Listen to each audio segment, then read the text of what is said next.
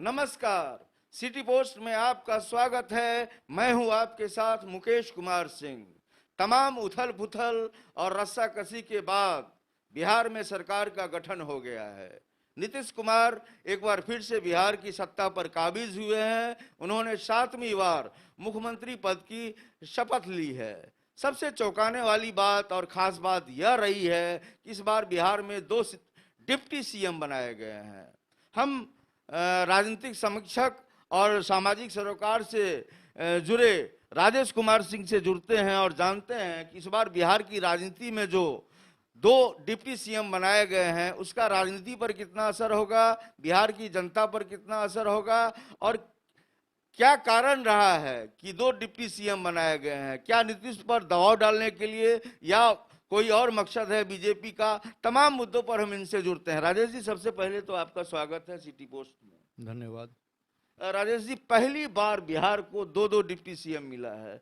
क्या लग रहा है, आखिर 2-2 डिप्टी सीएम बनाने से क्या फायदा होगा? क्या नीतीश जी को घेरने की तैयारी है यह? देखिए, बिहार में पहले भी एक डिप्टी सीएम थे, सुशील मोदी जी थे। 1 से 2 हुए हैं और ये वक्त की नज़ाकत को देखते हुए ऐसा किया गया है। बीजेपी अब बड़ा दल हुआ, जो बड़े दल होने के कारण बीजेपी का मुख्यमंत्री होना चाहिए था और ये लाजमी भी था। ऐसा प्राय होता भी है, जहाँ कहीं भी सरकार बनती है जो बड़ा दल होता है मुख्यमंत्री उसी का होता है। और जब मुख्यमंत्री का पद बड़े दल को नहीं मिलता है तो संतुलन स्थापित करने के लिए डिप्टी सीएम पद की व्यवस्था की जाती है और यहाँ भी 2 डिप्टी सीएम की व्यवस्था की गई है। ये कोई ऐसी कोई खास बात रही नहीं है। और भी कई राज्य ऐसे रहे हैं। अभी भी महाराष्ट्र की बात आप देख लीजिए, वहाँ भी 2 डिप्टी सीएम हैं। ये बीजेपी शासित राज्यों में भी ऐसा है, सो बात नहीं है, ये कहीं भी हो सकता है। और इसका कोई खास हम लोग अभी मकसद न निकाल लें जो नीतीश जी को घेरने की बात हो रही है, या फिर हो सकता है सरकार को अच्छे ढंग से चलाने के लिए भी हो सकता है। ये कोई अजीब बात नहीं है ये। लेकिन एक बात तो उभर करके यह आ रही है कि आपने जाति को साधने का प्रयास किया है। तो नीतीश जी कुर्मी जाति से आते हैं, वैश्य से आते हैं तारकेश्वर जी, और जो महिला डिप्टी सीएम बनी है वो नोनिया जाति से आती हैं। तो क्या आपको नहीं लगता है कि सवर्णों को भी तरजीह मिलनी चाहिए? अगर एक डिप्टी सीएम सवर्ण का होता तो क्या इससे संतुलन और बेहतर नहीं होता? देखिए, सवर्ण या बैकवर्ड की बात करना या दलित की बात करना या माइनॉरिटी की बात करना, आप सवर्ण की बात करेंगे तो आप यह भी कहेंगे माइनॉरिटी क्यों नहीं है। माइनॉरिटी के संबंध में आप कह सकते हैं कि माइनॉरिटी इनका वोटर नहीं है, सवर्ण इनका वोटर है। तो मुख्यमंत्री या उप मुख्यमंत्री बना देने से ही बहुत कुछ नहीं होता है। होना चाहिए था, इससे लगता जो कि हाँ इस जाति के लोगों को भी महत्व दिया गया है उस रूप में। लेकिन ऐसा नहीं, अभी कैबिनेट का विस्तार होगा, 6-6 पद उन लोगों को मिलेंगे और संख्या भी उनकी अधिक होगी। अगर ऐसा कोई संतुलन हो सकता है, डिप्टी स्पीकर का पद मिल जाए इनको, होने के लिए कुछ भी हो सकता है। राजनीति में कभी कुछ हो सकता है, यह निश्चित तौर पर कहा जाता है। चुनाव से पहले जिस तरह से तेजस्वी को खास करके प्रधानमंत्री नरेंद्र मोदी जी ने घेरा, जंगल राज के युवराज या 9वीं पास कह करके, तो अभी जो मंत्रिमंडल में मुकेश सहनी को लाया गया है वे 8वीं पास हैं और वे विधायक भी नहीं बन सके। सिमरी बख्तियारपुर से वे चुनाव हार गए और उन्हें मंत्री पद से जो है नवाजा गया है। इसे किस रूप में लेते हैं आप? देखिए, प्रधानमंत्री जी ने जंगल राज की बात की बिहार में, तो बिहार में कभी जंगल राज हुआ करता था, इसमें कोई शक की बात नहीं है। हाँ, ये हमारे मुख्यमंत्री अगर बनते, लालू जी के पुत्र तेजस्वी जी अगर मुख्यमंत्री बनते तो कोई जोर ही नहीं था कि जंगल राज की पुनरावृत्ति होती। जो कल हुआ वो आज होगा, ये कोई बात आवश्यक नहीं है। और मैंने पहले भी कहा है, साधु का बेटा भी शैतान हो सकता है और शैतान का बेटा भी साधु हो सकता है। हो सकता था बिहार का प्रशासन और अच्छा होता, बिहार की सरकार अधिक अच्छे ढंग से चलती। इसलिए यह कहना जंगल राज था तो फिर जंगल राज के राजकुमार हैं ये काम नहीं कर पाएंगे, यह हमको उचित नहीं लगता है। और रही बात शिक्षा की, शिक्षा का निश्चित रूप से अहम रोल होता है किसी भी चीज़ में।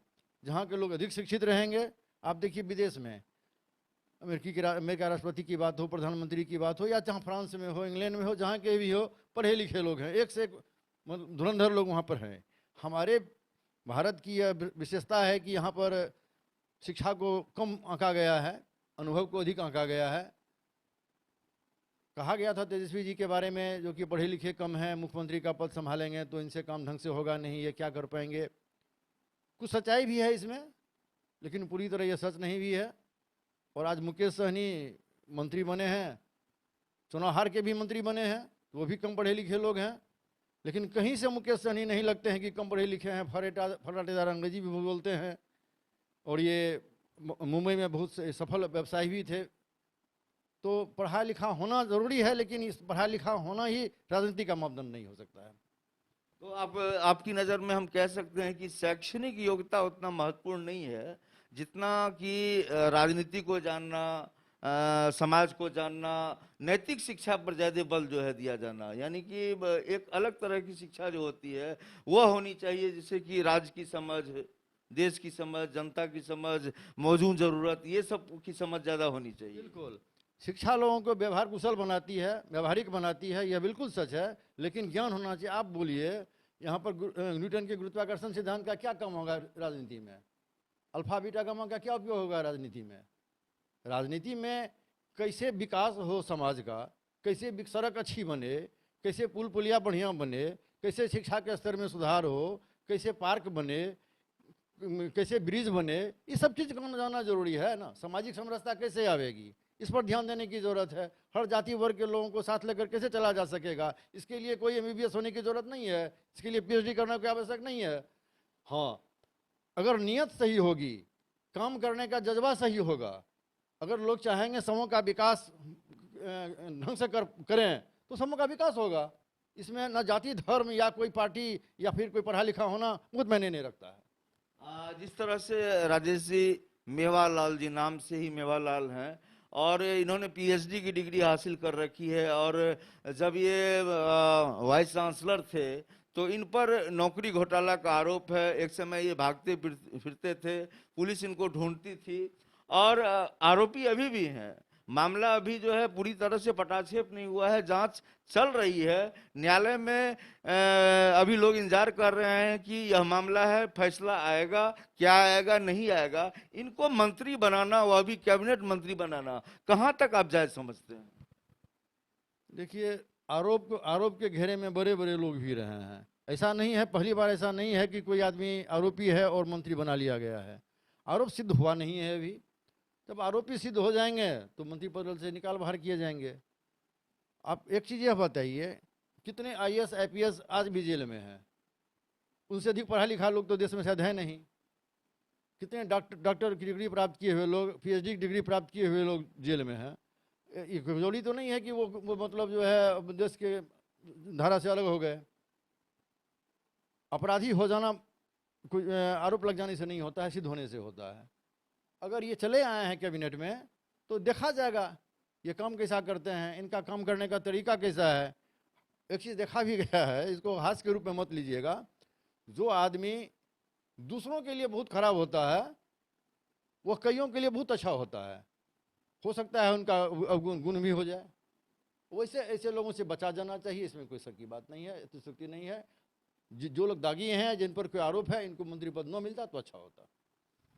बड़ा सवाल यह भी होता है कि सभी लोग जानते हैं बिहार के कि नीतीश कुमार दबाव बर्दाश्त नहीं करते हैं। दबाव की राजनीति से वे परे की चीज़ हैं, और हमेशा स्वतंत्र रूप से काम करना उनकी आदत रही है। जिद्दी, अखड़, सब कुछ लोग उनको कहते हैं। लेकिन इस बार लग रहा है कि बीजेपी का राष्ट्रीय नेतृत्व और बिहार का नेतृत्व ही दबाव बनाने में जो है लगा हुआ है। अगर यह बीजेपी की कोशिश लगातार रही तो क्या लगता है कि सरकार टिकाऊ रहेगी? देखिए, भारतीय जनता पार्टी इस बार पिछलग्गू पार्टी बनकर नहीं रहना चाह रही है। हमने अनुभव किया है कि राज्य की राजनीति में भाजपा अपना वर्चस्व बनाना चाहती है, अपने आप को अकेला बना करके भी सोचती है आगे का चुनाव हम लड़ें तो मुझे कोई दिक्कत नहीं हो। इसके लिए दो डिप्टी सीएम भी हैं।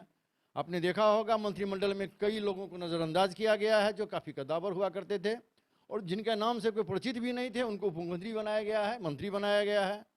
तो भाजपा निश्चित रूप से अपनी ज़मीन को मजबूत करने में लगी हुई है। हाँ, नीतीश जी मनमानी तो अब नहीं कर पाएंगे। जो सोचते थे पहले वो करते थे, और मंत्री लोगों से भी नहीं मिलते थे। उन पर आरोप यह लगता रहा है कि भारतीय जनता पार्टी के मंत्रियों से नहीं मिला करते थे। आपने अनुभव किया होगा, चिराग पासवान भी चुनाव अलग लड़ रहे थे, उनका भी कहना था मैं मिलने जाता हूं तो बात नहीं होती है, हम बात करते हैं तो वो सुनते नहीं हैं। तो अब तो ये सुनना होगा। और मुख्यमंत्री कोई बन जाए, अब सिर्फ विकास की ही बात होगी बिहार में।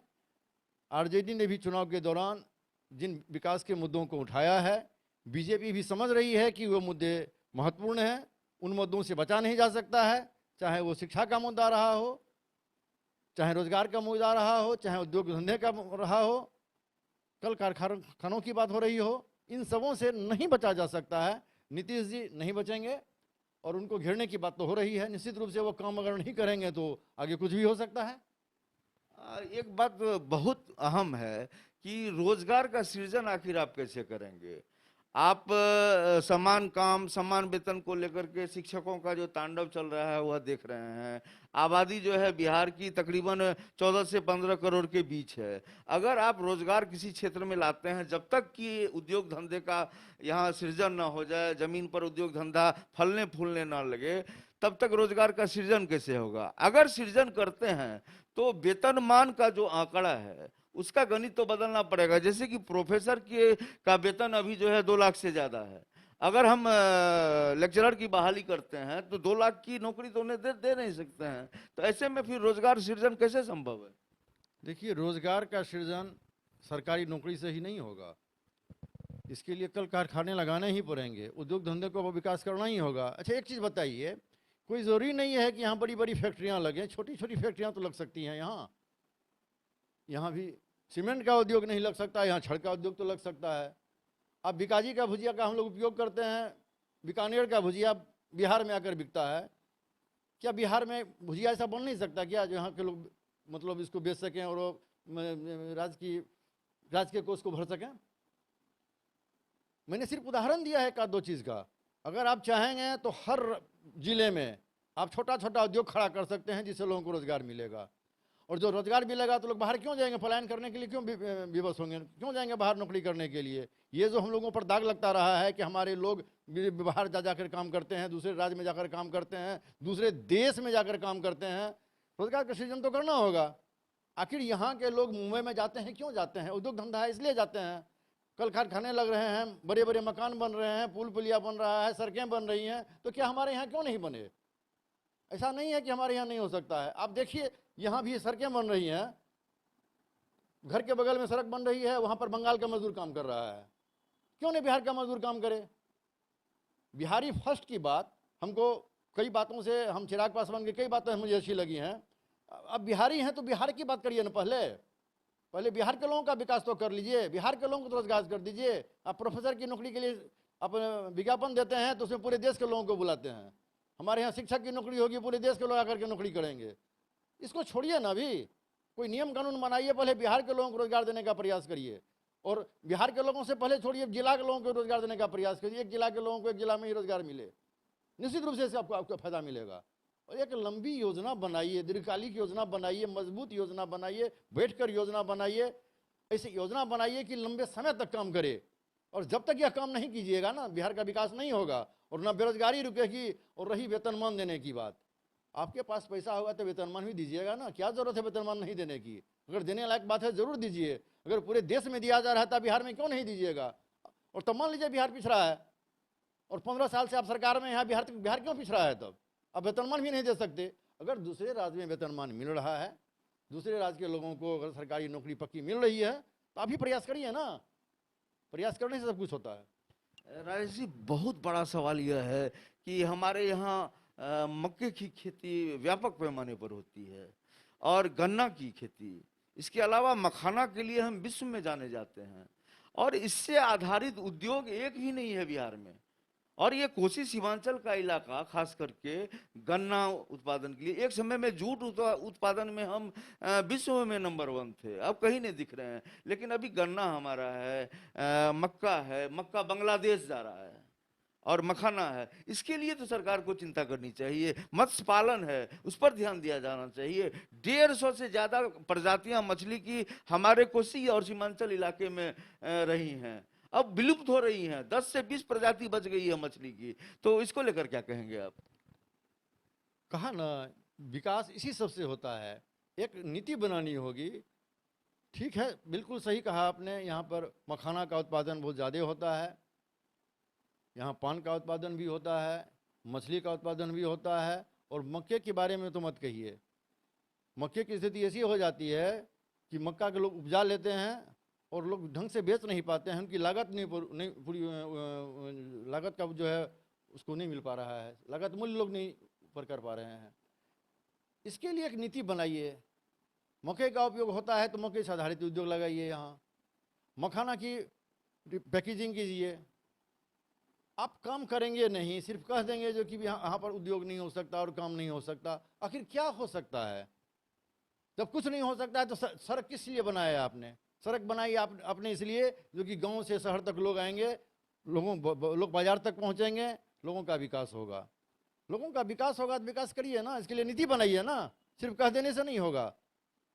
और ये विकास का काम इसी से होगा जब हमारे छोटे छोटे लोगों को नौकरी मिलेगी, हमारे गरीब लोग बाहर नहीं जाएंगे और हमारे छात्र बेरोजगार नहीं रहेंगे, उनके यहाँ पढ़ने लिखने की व्यवस्था होगी, अच्छे अच्छे स्कूल कॉलेज इंस्टीट्यूट यहाँ खुल जाएंगे, तब जाकर के हमारे मतलब जो है बिहार का विकास होगा। आखिरी हमारा ये सवाल है रहे जी कि जिस तरह से पलायन यहाँ से हो रहा है, निश्चित रूप से बिहार के लिए अभिशाप है पलायन। सरकार कई तरह के दावे करती रही है, 15 साल का कार्यकाल आपने देखा कि किस तरह का रहा है। तो मोटे तौर पर हम कह सकते हैं कि सरकार के लिए गहरी चुनौती है यह, और सरकार अधिक दिनों तक चलेगी भी कि नहीं चलेगी। लेकिन छोटे तौर पर, कम शब्दों में आप हमको यह बताइए कि क्या बिहार सरकार अस्थायी रूप से 5 साल का कार्यकाल अपना पूरा कर सकेगी? देखिए, 5 साल का कार्यकाल पूरा कर पाएगी नहीं, ऐसा तो कोई भविष्यवक्ता हो नहीं सकता। मैं इतना बड़ा भविष्यवक्ता नहीं हूँ। राजनीति में कुछ भी होता है, सरकार जा भी सकती है, सरकार रह भी सकती है, लेकिन एक दो स्थिति ऐसी है सरकार में, जैसे हम पार्टी इसमें जुड़ी हुई हैं या मुकेश सहनी की पार्टी जुड़ी हुई है, इन दोनों पार्टियों का विलय अगर पार्टियों में होता है तो सरकार अस्थायी होगी, नहीं तो कब ठिकाना नहीं है, कब कौन दाव किसका चल जाए, कब सरकार कहीं चला जाए, ये कहना नहीं, कोई नहीं कर सकता है ये।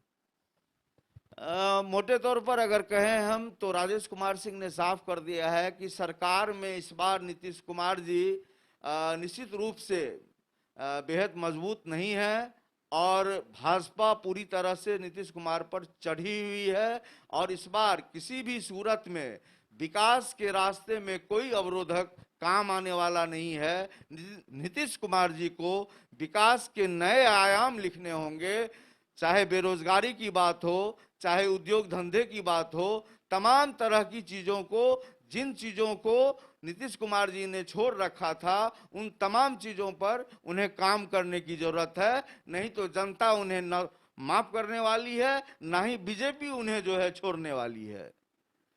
इस विश्लेषण में इतना ही। कैमरा पर्सन संकेत।